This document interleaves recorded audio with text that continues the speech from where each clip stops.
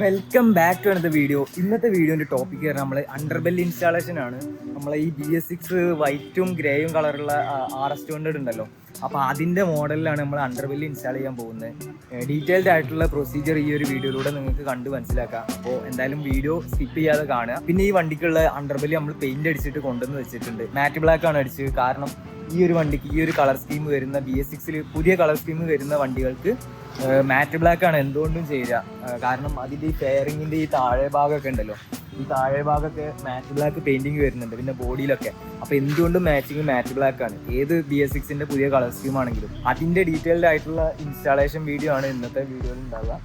പിന്നെ അജിനാസിൻ്റെ വണ്ടി പണിയെടുക്കാണ്ട് അത് അതിന് ശേഷം ചെയ്യും. നമ്മൾ ആദ്യം ചെയ്യാൻ പോകുന്ന അണ്ടർബെല്ലിൻ്റെ ഇൻസ്റ്റാളേഷനാണ്. ഇന്നിപ്പോൾ ആർസനാൽ കേട്ടോ ടീം. ഇങ്ങനത്തെ പണിയൊക്കെ എടുക്കുമ്പോൾ ഇങ്ങനത്തെ ഡ്രൈ ഫിറ്റ് ക്ലോത്ത് ഒക്കെ ഉള്ള ഡ്രസ്സസ് ഇടുന്നതാണ് നല്ലത്. എന്തായാലും നമുക്കിനി പണി തുടങ്ങാം. ആദ്യത്തെ പ്രൊസീജിയർ പറഞ്ഞാൽ ഈ വണ്ടിമെന്ന് നമ്മൾ ഈ സ്റ്റോക്ക് അണ്ടർബെല്ല് 2 ഊരി എടുക്കണം. അതിൻ്റെ പ്രൊസീജിയർ കാണിച്ചു തരാം. 4 സ്റ്റാറിൻ്റെ സ്ക്രൂസ് ആണ്, പിന്നെ ഫ്രണ്ടിൽ നിന്നും 2 ഇത് ഊരി എടുക്കാണ്ട്. ഒന്ന് പുഷ് ബട്ടൺ ലോക്കാണ്, ഒന്ന് സാധാ ഇതുപോലത്തെ സ്റ്റാർ ഇട്ടിട്ട് ഊരി എടുക്കാൻ പറ്റുന്ന സ്ക്രൂ. അപ്പോൾ ഏതായാലും ഇത് തുടങ്ങാം.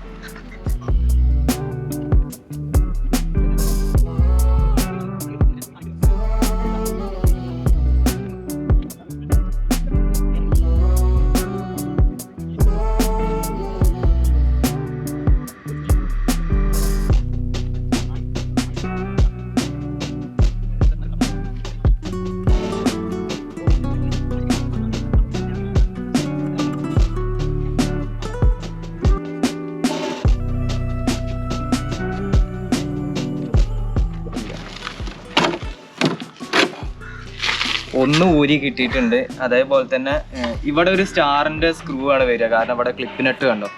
അതേപോലെ ഇവിടെ ഒരു പുഷ് ബട്ടൺ ലോക്കാണ് വരിക. ആ സാധനം ഇതിനില്ല, മറ്റേ സൈഡും ഇല്ല. അത് ഉള്ള വണ്ടികൾക്ക് അതൊന്ന് സെൻറ്ററിൽ പ്രസ്സാക്കി കൊടുത്താൽ അത് ഊരി കിട്ടും.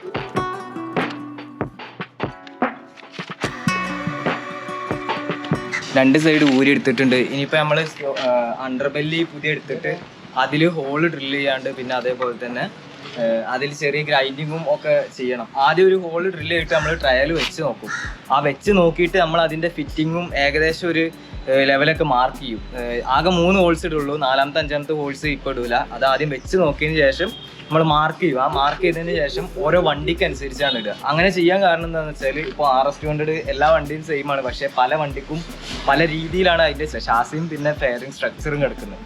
നമ്മുടെ RSൻ്റെ ഷാസി ഇതിൻ്റെ ഫെയറിംഗ് സ്ട്രക്ചറൊക്കെ നമ്മളെ നോർമൽ കമ്പിയാണ് വരുന്നത്, അതായത് മൈൽഡ് സ്റ്റീലിൻ്റെ ഫെയറിംഗ് സ്ട്രക്ചറാണ്. പക്ഷേ അതേ സമയത്ത് KTMൻ്റെ RC അങ്ങനത്തെ പല വണ്ടികൾക്കും കാസ്റ്റ് ആയിട്ടുള്ള പീസസ് വരുന്നുണ്ട്. അപ്പോൾ ആ സാധനത്തിന് ബെഞ്ചും അങ്ങനെയൊന്നും സംഭവിക്കില്ല, നേരെ പൊട്ടിപ്പോവുക ചെയ്യാം.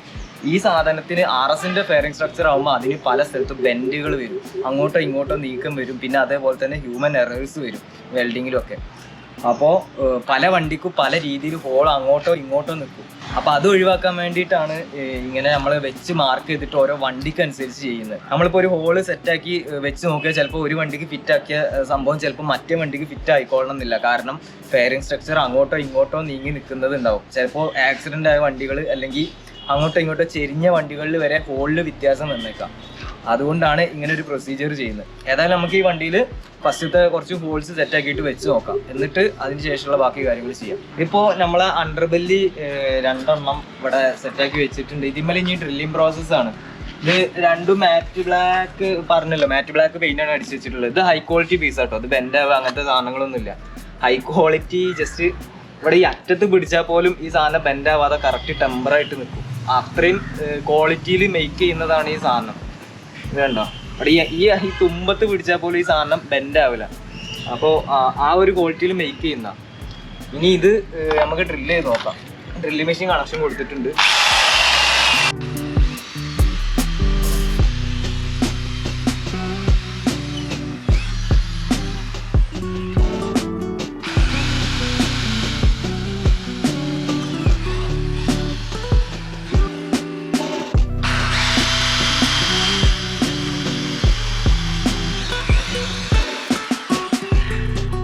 നമ്മളിതിൻ്റെ ഹോൾസ് ഇടാനുള്ള മാർക്കിങ്സ് ഉണ്ട്. ഇവിടെ ഒരു കുഴിയുണ്ട്, ആ കുഴിൻ്റെ ഏകദേശം സെൻറ്റർ നോക്കിയിട്ട് തന്നെ നമ്മൾ ഡ്രില്ല് മാർക്ക് ചെയ്തിട്ടുണ്ട്. ഇനി ഇത് വെച്ച് നോക്കിയിട്ട് വേണം അങ്ങോട്ടോ ഇങ്ങോട്ടോ ഉണ്ടോ എന്ന് നമുക്ക് മനസ്സിലാക്കാൻ. ചിലപ്പോൾ അങ്ങോട്ടോ ഇങ്ങോട്ടോ നീട്ടേണ്ടി വരും, ചിലപ്പോൾ ഏതെങ്കിലും ഏരിയ ഗ്രൈൻഡ് ചെയ്യേണ്ടി വരും. ഒക്കെ വണ്ടിക്ക് അനുസരിച്ച് സെറ്റാക്കാൻ പോവുകയാണ് നമ്മൾ.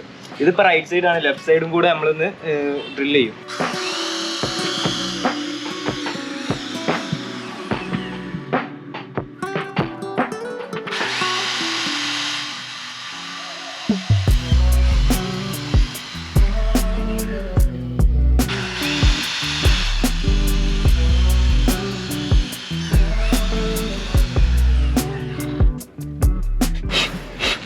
അങ്ങനെ 2 അണ്ടർബെല്ലിലും നമ്മൾ ഹോൾസ് സെറ്റ് ആക്കിയിട്ടുണ്ട്. ഇനി ഇത് ഇൻസ്റ്റാൾ ചെയ്ത് നോക്കാം. ഇത് ഇൻസ്റ്റാൾ ചെയ്യേണ്ട പ്രൊസീജിയർ ജസ്റ്റ് നോക്കിക്കോളും. ആദ്യം ഈ വാല് പോലത്തെ പീസ് സ്റ്റാൻഡിന്റെ ബാക്കിലോട്ടാണ് ഇടേണ്ടത്. എന്നിട്ട് ഇതിന്റെ ടോപ്പ് പോർഷൻ നമ്മൾ മേലോട്ട് ഇതിന്റെ ഇടയിലോട്ട് കയറ്റി വെക്കും. ഇതൊക്കെ പൊട്ടിയണല്ലോ അവിടെ, പിന്നെ ഫെയറിംഗ് ഒക്കെ പൊട്ടിയാണ്, കണ്ടോ ക്രാക്ക് കണ്ടോ?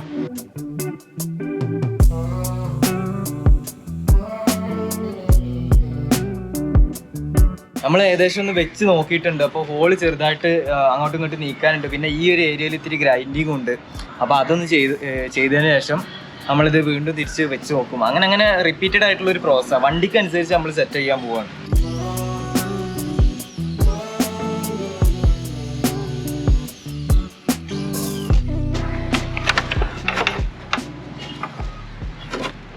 ഇതാണ് ഞാൻ പറഞ്ഞത്, കറക്റ്റ് ഒരു ഫോട്ടോ വെച്ചില്ലേ, ബോഡി കറക്റ്റ് തന്നെ. നമ്മളിപ്പോ വണ്ടിയിൽ വെച്ചിട്ട് ഏകദേശം ഫിറ്റിംഗ് നോക്കിയിട്ടുണ്ട്. എല്ലാ ഹോളും ഏകദേശം കറക്റ്റ് ആക്കി. ഇനി ഇവിടെ ടോപ്പിലുള്ള നമ്മൾ മാർക്ക് ചെയ്തിട്ടുണ്ട്, അതും കൂടെ ഡ്രിൽ ചെയ്യാം.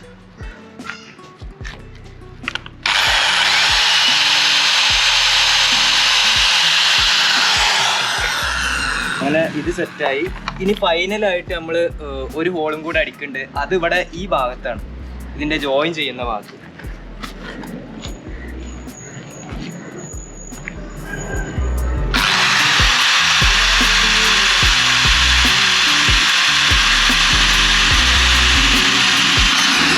നമ്മൾ ലെഫ്റ്റ് സൈഡ് ഏകദേശം സെറ്റാക്കി കഴിഞ്ഞു. ഇനിയിപ്പോൾ നമ്മൾ റൈറ്റ് സൈഡ് വെച്ച് നോക്കുകയാണ്.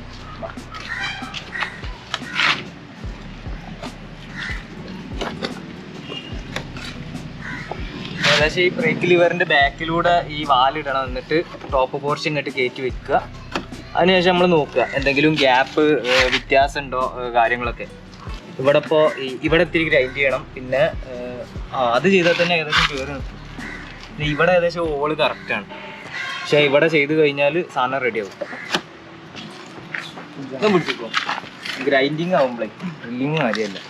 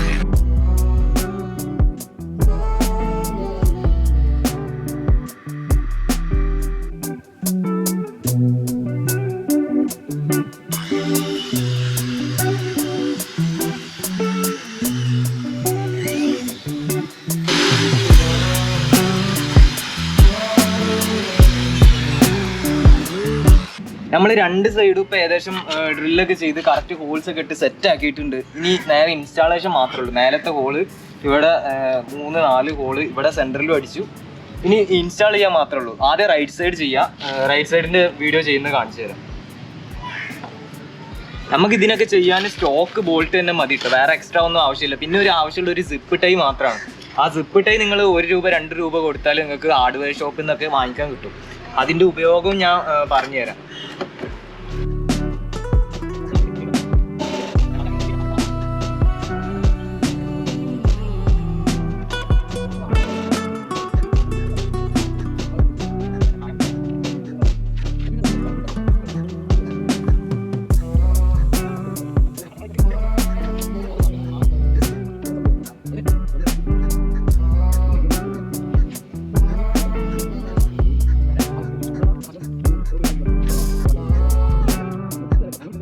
നമ്മൾ റൈറ്റ് സൈഡ് ഏകദേശം സെറ്റ് ആക്കിയിട്ടുണ്ട്. അത് ഇത്തിരി ലൂസാക്കി വെച്ചിട്ടുണ്ട് സെൻറ്റർ ജോയിൻ ചെയ്യാൻ വേണ്ടി. ഇവിടെ അതുപോലെ തന്നെ നമ്മൾ ലെഫ്റ്റ് കയറ്റാൻ പോവാം. അത് ഈ വാൽഭാഗം സ്റ്റാൻഡിൻ്റെ ഇടയിലൂടെ ഇടുക, ഇതിങ്ങോട്ട് മേലോട്ട് കയറ്റുക, എന്നിട്ട് സ്ക്രൂസ് കൊടുക്കുക.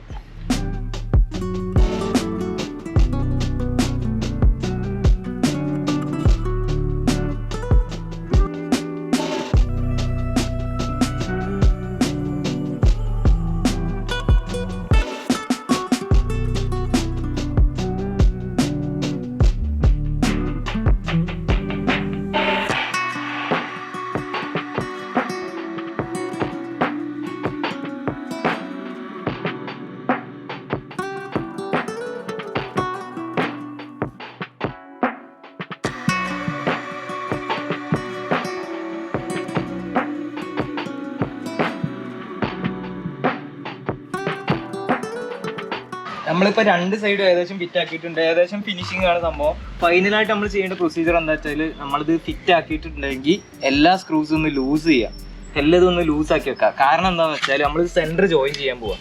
സെൻറ്റർ ജോയിൻ ചെയ്യുമ്പോൾ ഇത് മാക്സിമം ഉള്ളിലോട്ട് കയറി പോകണം. അതിന് വേണ്ടിയിട്ട് എല്ലാ സ്ക്രൂസും ലൂസാക്കി വെക്കുക. അതിനുശേഷം ഇതിപ്പോൾ ഹൈ ക്വാളിറ്റി ആണ്, അപ്പോൾ വല്ലാതെ ഫ്ലെക്സ് ആയിട്ട് ഉള്ളിലോട്ട് കയറില്ല. അപ്പോൾ ഇത് മാക്സിമം അടുപ്പിച്ച് വെച്ചതിന് ശേഷം നമ്മൾ സിപ്പ് ടൈ വാങ്ങിക്കൊണ്ടുവന്നിട്ടുണ്ട്. ഈ സിപ്പ് ടൈ വെച്ചിട്ട് ഇതിൻ്റെ രണ്ട് ഭാഗത്ത് ഹോൾസ് ഇട്ടിട്ടുണ്ട്. ആ ഹോൾസിലൂടെ ഉള്ളിലോട്ട് എടുത്തിട്ട് ഇത് ടൈ ചെയ്യാം. ഇതിങ്ങനെ ടൈ ചെയ്തതിന് ശേഷം നമ്മളിങ്ങനെ വലിച്ച് മാക്സിമം ഉള്ളിലോട്ട് മുട്ടിച്ചുകൊണ്ടിരിക്കുക. ഇങ്ങനെ ഒരു സിപ്പ് ടൈ ഇട്ടതിന് ശേഷം പിന്നെ അങ്ങനെ ചെയ്തതിന് ശേഷം മാത്രം നമ്മളിത് ബാക്കി സ്ക്രൂസൊക്കെ ടൈറ്റ് ചെയ്യാം. അതുവരെ സ്ക്രൂസ് ടൈറ്റ് ചെയ്ത് കഴിഞ്ഞാൽ പിന്നെ നമുക്ക് സെൻറ്റർ ജോയിൻ ചെയ്യാൻ കഴിയില്ല.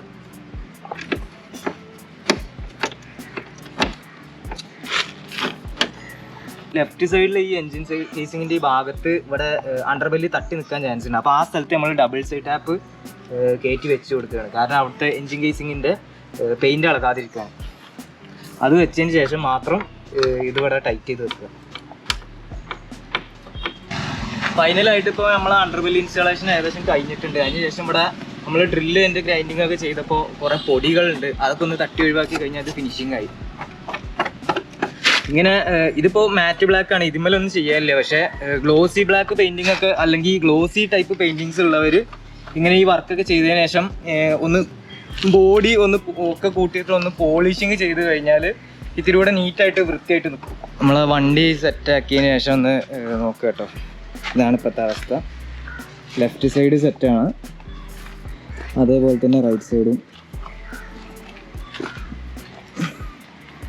മാച്ചുണ്ട്. സെറ്റല്ലേ? ഇവിടെ ബോൾസും കാര്യങ്ങളൊക്കെ സെറ്റാണ്. ലെഫ്റ്റ് സൈഡും അതേപോലെ തന്നെ. അപ്പോൾ ഇതാണ് സാധനത്തിൻ്റെ ഇൻസ്റ്റാളേഷൻ പ്രൊസീജിയർ. ഇത്രയൊക്കെ തന്നെ ഉള്ളൂ. നിങ്ങൾക്ക് ഇനിയിപ്പോൾ എന്തെങ്കിലും ഡൗട്ട്സോ കാര്യങ്ങളോ ഉണ്ടെങ്കിൽ ജസ്റ്റ് എനിക്ക് DM ചെയ്താൽ മതി. ഇവിടെ കമൻറ്റിൽ ഇട്ടാൽ മതി, അല്ലെങ്കിൽ ഇൻസ്റ്റാഗ്രാമിൽ നിങ്ങൾക്ക് മെസ്സേജ് അയക്കാം. അപ്പോൾ അത്രയൊക്കെ തന്നെ. അപ്പം നിങ്ങൾക്ക് ഈ വീഡിയോ ഇഷ്ടപ്പെട്ടിട്ടുണ്ടെങ്കിൽ നമ്മുടെ ടൈം, ഞങ്ങൾ ഈ വാല്യുബിൾ ടൈം ഒരു വീഡിയോ ആക്കാൻ എടുത്ത എഫേർട്ട് നിങ്ങൾക്ക് ഇഷ്ടപ്പെട്ടിട്ടുണ്ടെങ്കിൽ നിങ്ങൾ തീർച്ചയായിട്ടും ലൈക്ക് ചെയ്യുക, കമൻറ്റ് ചെയ്യുക, അതുപോലെ തന്നെ മറക്കാതെ സബ്സ്ക്രൈബും ചെയ്യുക. അപ്പോൾ ഇതൊക്കെ തന്നെ ഉള്ളൂ. ഇനി അടുത്ത ഡീറ്റെയിൽഡ് ആയിട്ടുള്ള പണി നമ്മൾ അച്ഛനാസിൻ്റെ വണ്ടിമേലാണ്. അപ്പോൾ ഈ വണ്ടിയിൽ ചെയ്യുന്ന പണി നമ്മൾ അടുത്ത വീഡിയോ ആയിട്ട് ചെയ്യും. അപ്പോൾ അതുവരെ, അടുത്ത വീഡിയോ വരുന്നവരെ ബൈ ബൈ.